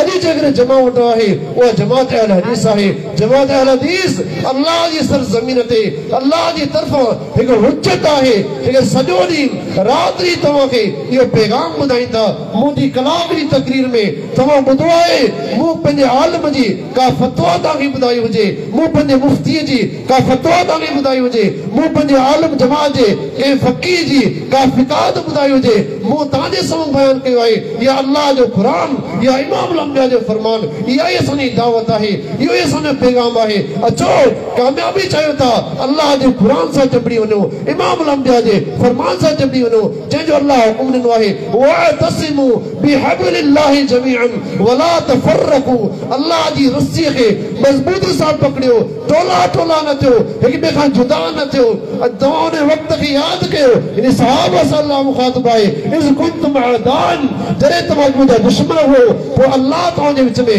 मोहबतूं पैदा कयूं तव्हां जहन्नम जे खॾे ते बीठल हो अल्लाह ताला तव्हांखे जहन्नम जे खॾे खां छिके करे हिदायत जो रस्तो नसीब कयो पोइ अल्लाह ताला तव्हांखे एॾी हिदायत नसीब कई जो तव्हां सिधे रस्ते ते क़ाइमु रहियो अल्लाह ताला अहिड़ी तरह तव्हांजे लाइ क़ुरान जा दलाइल ऐं वाज़े निशानियूं बयान कंदो रहे थो त तव्हां दलील जे बुनियाद ते हिदायत ते क़ाइमु रहो अज़ीज़ दोस्तो अचो इहो नज़रियो इहो तौर तरीक़ो इख्तियार कयूं जो सहाबा किराम जो हो अल्लाह ताला खां दुआ आहे फितने इन ज़माने में असांखे हक़ जो मसलक नसीब फरमाए क़ुरान सुन्नी इत्तिबा नसीब फरमाए क़ुरान हदीस सां मोहब्बत नसीब फरमाए ऐं क़ुरान सुन्नी जे मुताबिक़ ज़िंदगी गुज़ारण जी तौफ़ीक़ अता फरमाए आख़िर में आऊं पूरी जमात जो शुक्रिया अदा कयां थो तव्हां दावत ॾेई असांखे घुरायो आहे अल्लाह ताला तव्हांजी महिनतूं काशो क़बूल फरमाए अल्लाह ताला जी मोहब्बतूं क़ाइम ऐं दाइम रखे उन्हनि नौजवाननि जो शुक्र अदा कयां थो जिन नौजवाननि अॼोको ई प्रोग्राम कयो आहे अल्लाह ताला शारनि जो काशो क़बूल फरमाए अक़ूलु क़ौली हाज़ा व आख़िरु दावाना अनिल हम्दुलिल्लाह।